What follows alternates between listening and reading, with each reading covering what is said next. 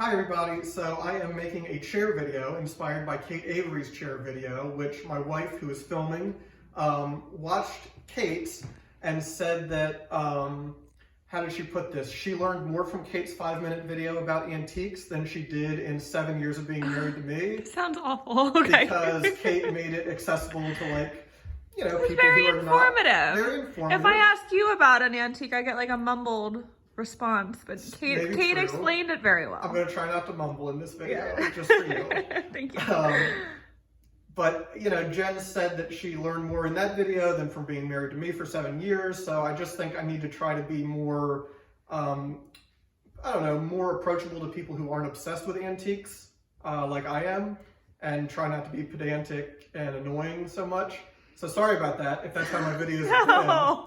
But no. Yeah, we're going to try to do a video that's not like that. So I thought I would keep with the chair theme and do this wainscot chair, which is been in my inventory for so long that it's like part of the family now, right? Mm-hmm. Got a really good buy on this chair, and I'm not that sad to keep it, I guess. I guess I would like to sell it, maybe. Not really trying to sell it right now, but I really love wainscot chairs. So let's dive in, right? Go deep on this wainscot chair, but try to keep it approachable, right? So a wainscot chair is like a 17th century, early 18th century form that was really popular in England, also in places on the continent.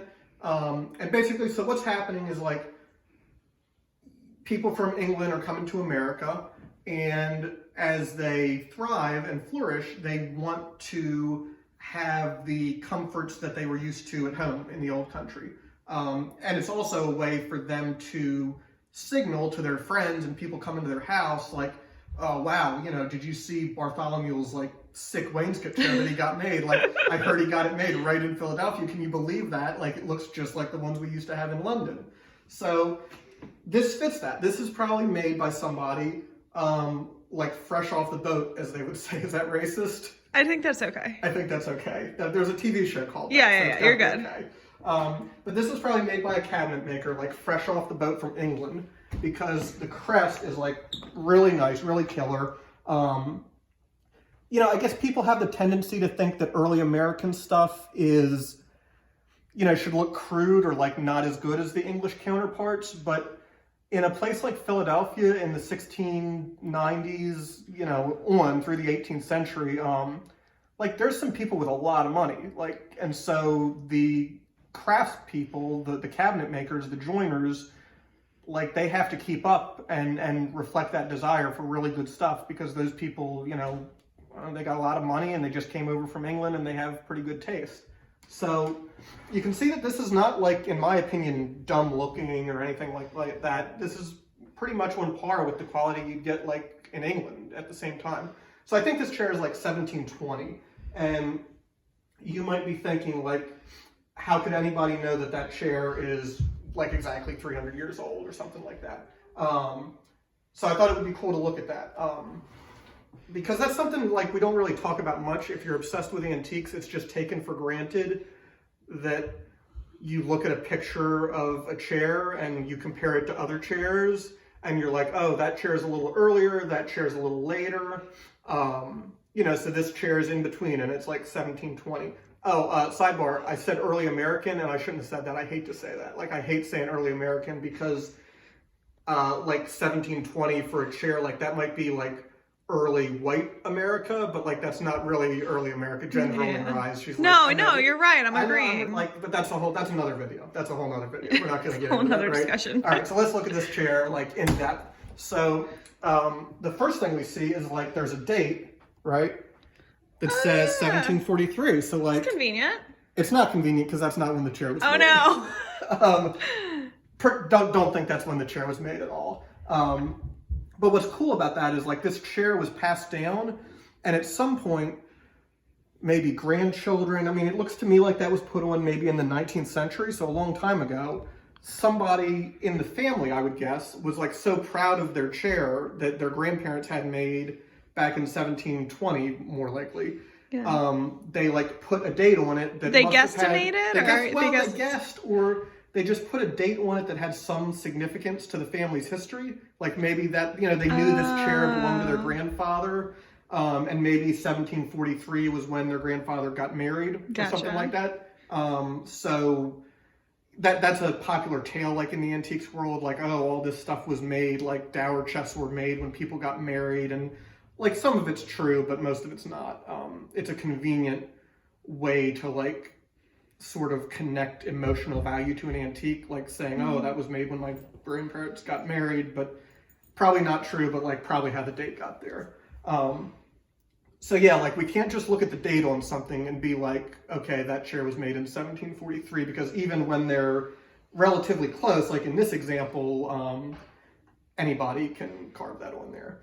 But so we look at it and we look, it's got a pretty old surface that doesn't seem fake, right? And that's really good. It is made the right way.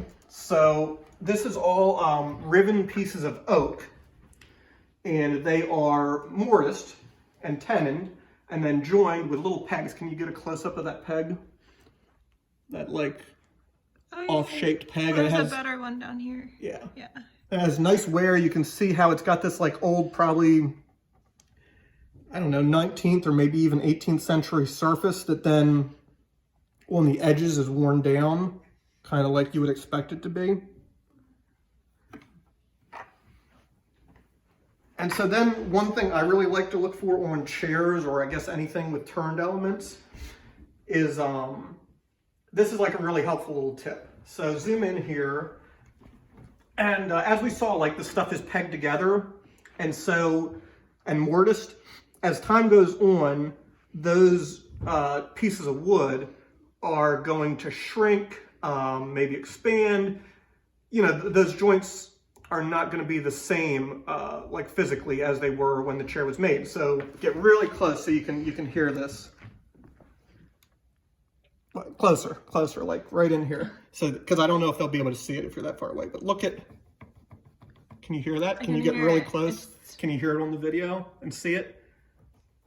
Just that little bit of wiggle. Like you don't want too much wiggle, but that little bit of wiggle is something that I don't know, 99.9% of the time, a faker or a forger is not going to get. Like, and it's hard to get because it's kind of natural. Just over time, the wood shrinks and expands differently, and so you end up with that.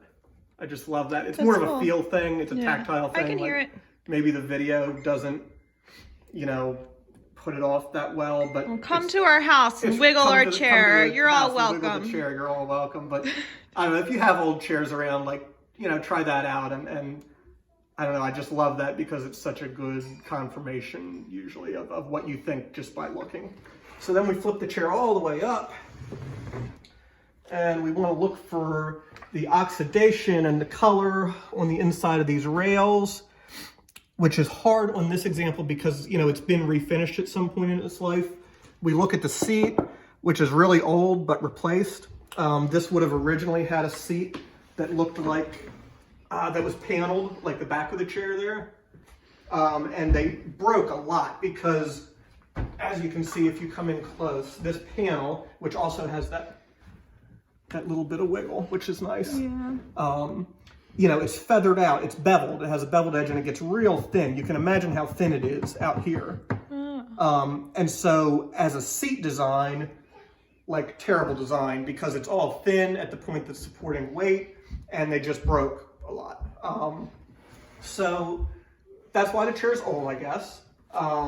And so what do we love about the chair? Like, one thing I really like is the seat, even though it's replaced.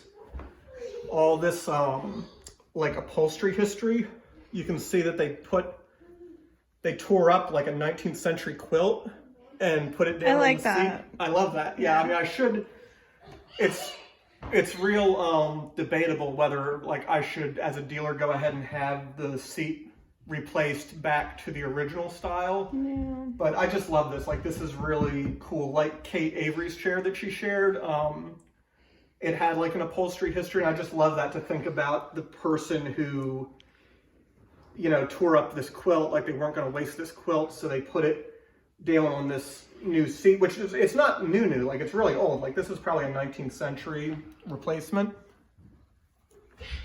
But so they put down this scrap of a quilt, and then they put like some white. Was that like, white at one point? Yeah, this was white at some point. Yeah, it's not white I thought it was anymore, like burlap, really. but no. Well, it's kind of, I think. Well, maybe it like a was linen, like a linen. tan But I linen. thought it was like homespun, which would have been pretty white. But maybe, yeah, maybe it's like a more of a burlap. I don't know. I'm not a textile historian, really. Oh, look at this. This is cool. So I found another little. Do we like noises? Did we like the noises? Yeah. Look at this. The little peg. They should shrink up differently too. So listen. Oh. Yep, that little peg.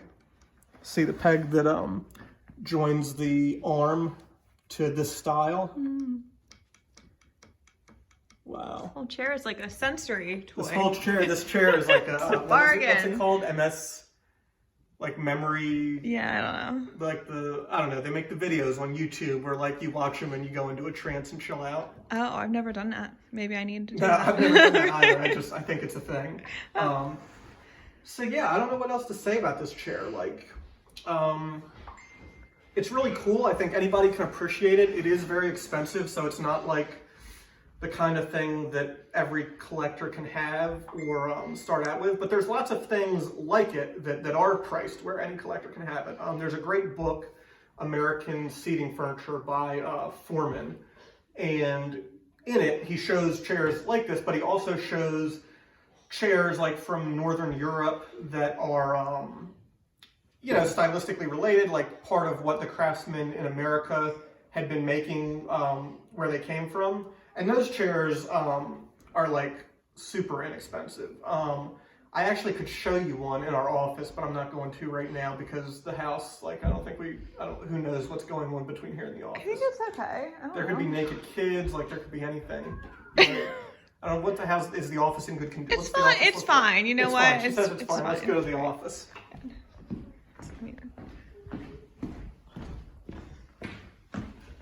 Children are supposed to be in the living room.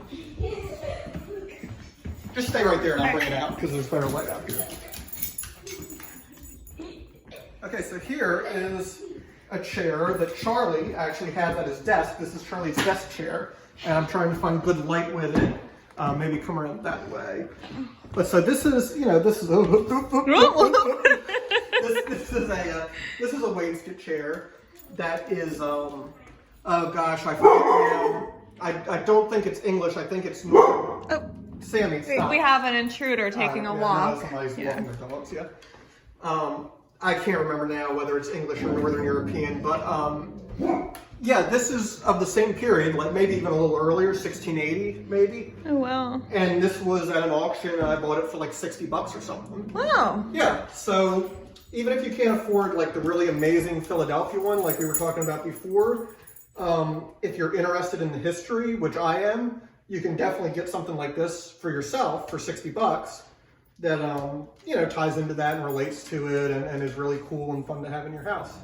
All right, so what, are we done here? I think we're all finished. Jen, was this like? I think this was a good video. All right, yeah. let's do this video. Thank you for watching, and thumbs up and subscribe if you want Jen to start a playlist on the YouTube channel called The Dealer's Wife. Somebody approached me with that idea this morning. I think that's really good. I'm not gonna do that. Jen's resisting, so she says she's not gonna do that. But like, I don't know if this gets 50,000 likes. Will you do that? 50,000 likes. I see them do on Charlie's like YouTube channels that he's watching. Like these idiots are like, 50,000 thumbs up and I'll jump off the house. Like, yeah. Yeah, he's ranting and raving about it right now. So anyway, 50,000 likes and Jen will start her own YouTube channel. All right. Or $50,000. Or $50,000 too. Either one works. All right. Thanks for watching, and make your own video if you're a dealer. I think this is a great way to get people interested.